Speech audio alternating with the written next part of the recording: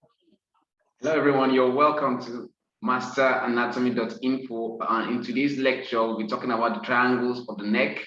I am Dr. Akang, and we'll be looking at the two triangles of the neck. All right. We'll be looking at the anterior triangles and the posterior triangles of the neck. Then we'll also look at the borders, the contents, and the subdivisions, and also the clinical correlates of these triangles. All right. So the anterior triangle of the neck, the anterior triangle and the posterior triangles, whether they are all paired, right? They are all paired. Okay, it's always left and right, left and right. So now we are focused on the anterior triangles, and I'll just take you through the borders and the contents, general content, and we'll go into the subdivisions later on.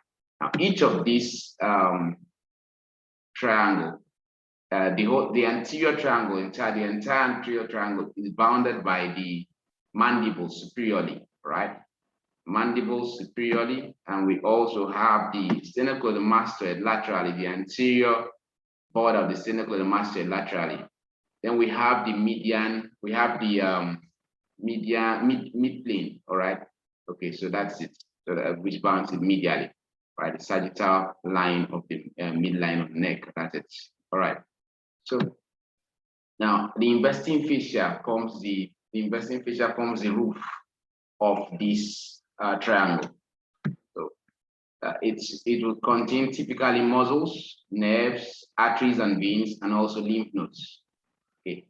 Now the muscles are divided into two sets of muscles by the hyoid bone, depending on their relationship to the hyoid bone. If it is superior to the hyoid bone, we call them suprahyoid muscles. If they are inferior to the hyoid bone, we call them infrahyoid muscles. All right.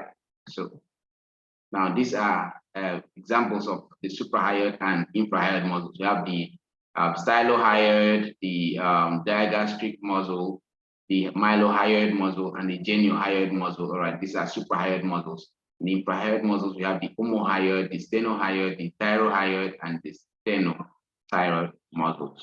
Okay. So remember that the infrahyoid muscles are below the hyoid bone. Of course, if you know where the sternum is, all right, the sternum runs from the mandible sternum to the hyoid bone. All right, somewhere there. Okay, so that makes it automatically infrahyoid bone. The stenothyroid from the sternum again from the mandible to the thyroid cartilage. So it makes you understand the position of this one. So without even cramming, you can remember this by their names. You should be able to remember where the muscle is located, whether it's an infrahyoid, whether it's a suprahyoid muscle. Right, so we also have arteries, veins, and nerves. All right, so the common carotid artery is the major artery in this anterior triangle of the neck. All right, so it bifurcates in one of the anterior triangles, which is actually the carotid triangle. We'll get to that. Then we also have the internal jugular vein. All right, so we find the internal jugular vein here too. All right. Then we have the cranial nerves, facial nerve, so cranial nerve 7, cranial nerve 9, cranial nerve 10, and 11, and also 12. Okay. So now let's look at these subdivisions divided into 4 subdivisions. The anterior triangle of the neck is divided into 4. The carotid triangle, the submental, the submandibular, the muscular triangle. So, so that's a diagram showing you the different, that's the carotid triangle.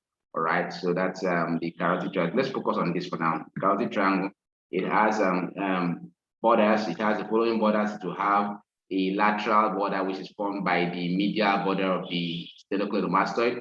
It has an inferior border, which is formed by the superior belly of the omohyoid, and then it also has a superior border, which is formed by the posterior belly of the digastric. All right, so that's how the carotid triangle is formed. All right, now let's look at the content of this carotid triangle. You find that we have the internal carotid artery, the common carotid bifurcated into 2, internal carotid and the external carotid artery. We also find there the internal jugular vein. All right, then therein too I have glossal nerve, glossopharyngeal, and the vagus nerve. Okay, and I'll tell you shortly what they do, especially the carotid and the glossopharyngeal and the vagus nerve. Okay, so we also have that these vessels are more like superficial. You can see them immediately after taking off the platysma and all that. You should be able to find these vessels. They are not hidden. All right, so it makes it easy for access. Okay, all right, okay. So that's that. Let's quickly look at some other things now. It's important to note that the common carotid artery sometimes has a dilation around just where it bifurcates into internal and external carotid artery, all right? So now this is, so sometimes that dilation is called the sinus. It's either located here or it's located in internal carotid artery, right there. So that's the carotid sinus. Inside that sinus, we have baroreceptors, right? That regulates, that gives signals on the blood pressure, all right? So now, so they are, one time there's a dilation, they take those stretch impulses and report it to the brain that, okay, there is hyper production or high blood pressure, so to say, okay? And then the brain will also regulate the heart on what to do, all right, so that it can reduce the pumping or something. So it tries to balance it out. And this is controlled by the glossopharyngeal nerve, the network of the glossopharyngeal nerve and the vagus nerve work hand in hand to help regulate this, all right? Now, when you see sometimes some persons are very sensitive at that area, all right, their carotid sinus is very sensitive, and if you compress it, compression, maybe trying to take carotid pulse and find you eventually compress it, okay, it will lead to under perfusion of the brain with blood, and that will reduce the oxygen level of oxygen supply to the brain. And once that happens, you could have a case where somebody could collapse, the individual could collapse, right? So it's also known as the syncope, all right? So that's why you have this individual here, okay? So that's that. Now let's go to the submental triangle. The submental triangle is, you see, the submental triangle is just located under the mentalis, all right? So you have that's the anterior belly of the digastric on the lateral end, and this midline again, all right? Midline from the mental process down to the hyoid bone, all right? Where the hyoid bone also serves as the inferior border, all right? So that's it. And the floor is made up by the mylohyoid muscle, all right? So let's see the submandibular, also known as the digastric triangle. That's it. That's the triangle there. All right. So it's made of, you see, medially, it is formed by the anterior belly of the digastric, and while the posterior belly of the digastric forms the lateral end. The superior end is formed by the mandible. All right. Okay. In it, we have the salivary gland, all right, the submandibular salivary gland, and also have the lymph nodes. And we also have the facial artery and vein that pass through this area, all right. I forgot to see that in the submental triangle, what is very conspicuous, there's a submental lymph node, all right. So now that's, so I've talked about the borders of this triangle, and the floor again is formed by the mylohyoid muscle, all right. So that takes us down to the muscular triangle, which is actually, it looks like a rectangle, but I'll tell you why it's classified under, why it's classified as a triangle. So let's see, all right? So here we have, it has 4 boundaries, all right? 4 boundaries, and we call it a triangle. Let's see why it's so, right? But more importantly, the organs that you find here, you find the thyroid cartilage, all right? You find the thyroid cartilage, you find the thyroid gland, find the thyroid gland, and then you also find the blood vessels, the superior thyroid artery and the veins, okay? And you find them around there. Then you also find the parathyroid glands, all right, also here. Okay, and the infrathyroid muscles, a lot of them, right? Stenohyoid muscle, all right, the sternothyroid muscle, all right? You find a lot of them around here, okay? Now let's move on. So these are the boundaries, all right? So it's bounded superiorly by the hyoid bone and then medially by the midline, right? Midline or the sagittal line, neck, all right? Then we also have laterally, it's bounded by two muscles. Superior laterally, we have the superior belly of the omohyoid, and the inferior laterally, we have the inferior end of the sternocleidomastoid. All right. So down, this is why it looks like a rectangle. You see, but at the end of the day, it depends on how you turn it. It looks as if it has 3 walls at the end of the day, but it still looks as if it has 4 walls if you look at it from the other side. All right, so it depends on how you look at it. But these are the boundaries of the muscular triangle. All right, so that's it. Remember that the superlaterally is bounded by 2 muscles. Apparently, it is the only triangle in the anterior triangle that is bounded by 2 muscles on one border. All right. So here, superlaterally, we have superior belly of omohyoid. Inferiorlaterally, we have the sternocleidomastoid. Don't forget that. All right. So that's the end of anterior triangle. Now we go into the posterior triangles of the neck.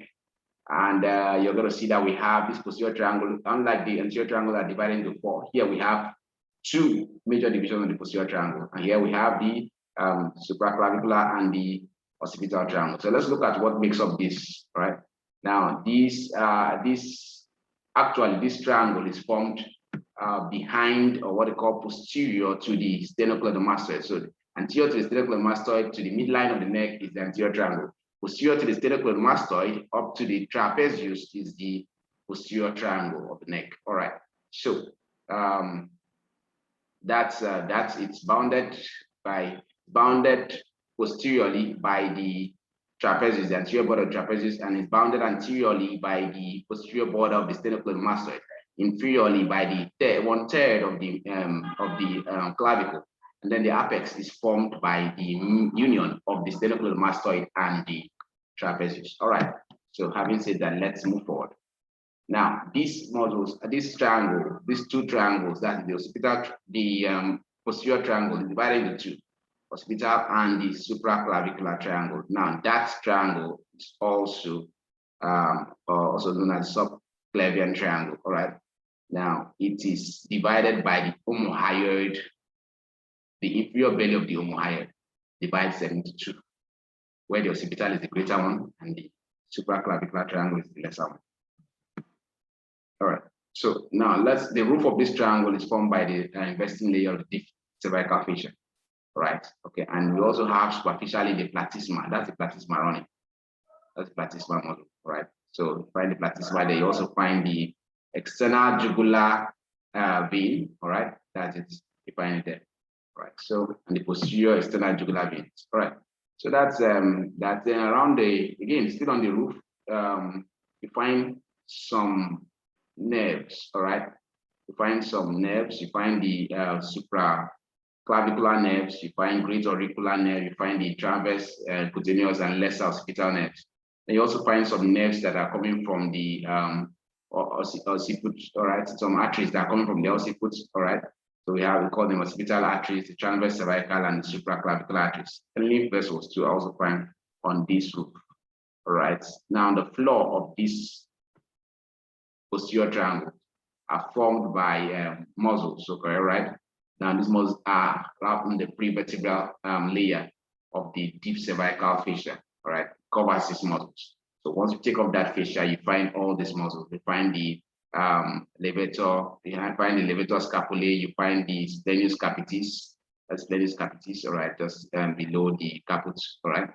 So, and that's the levator scapulae. And you find the anterior scalene, middle scalene, and posterior scalene muscles, all right.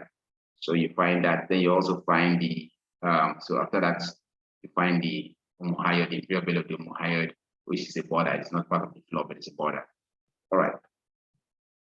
Then the occipital triangle, all right, would have some nerves, all right, that are unique to it, and these are the spinal accessory nerve, okay, and we also have the cutaneous branches of lesser auricular, cutaneous great auricular, anterior cutaneous nerve of neck, and the supraclavicular nerves, all right, which are this supraclavicular nerve actually the rami of the brachial plexus, all right.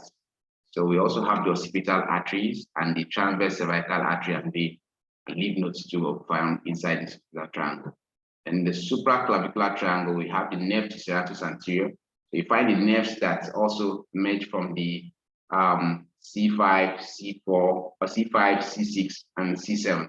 So nerve to serratus anterior, you have the nerve to subclavius, you have the supraclavicular nerve. Then you also find that all the trunks the brachial plexus are found here. All right, and then you also find the supraclavicular artery and vein. Okay, and that's and the lymph nodes. Okay, so then you also find the commencement of this transverse cervical artery and the termination of the corresponding vein. All right, so clinical correlates. Sometimes you could find swellings in this anterior triangle, the posterior triangle, because of maybe accumulation of fat. Okay, so you have what they call lymphoma. All right, and maybe sometimes when there's a presence of cervical vertebrae, you also find it. You can access it through that fat. Then we also have what they call the Vickers node. All right, this node is inflamed. It's always there, but it's only inflamed and visible when there's a malignancy in the gastrointestinal organelles or organs, in the gastrointestinal organs, right? So when there's an inflammation and malignancy there, you find that this is like a signal that tells you that this is what's happening in the abdominal organs, all right? And so that's then we also have the last but not least, the torticollis. Torticollis is an unusual contraction of the neck muscles, all right? And it causes the muscles to twist. It causes the muscles to twist and contract in a way that you can't control it. And the person most times in pain, all right? And he holds his neck this way. Sometimes it's the fascia, cervical fascia too, that could be malignant or something that could twist it. We don't really know the real cause of torticollis, but it's an unusual twisting of the neck. All right, so I'll say thank you for giving me your attention today, and I hope you really enjoyed the class. I'd like you to go to the masteranatomy.info and get practice questions. All right, so if you subscribe there, you get a lot of practice questions, but all the videos and the PowerPoints, they are free to access. So you go and enjoy yourself. Thank you so much for having me. All right, you have a good day.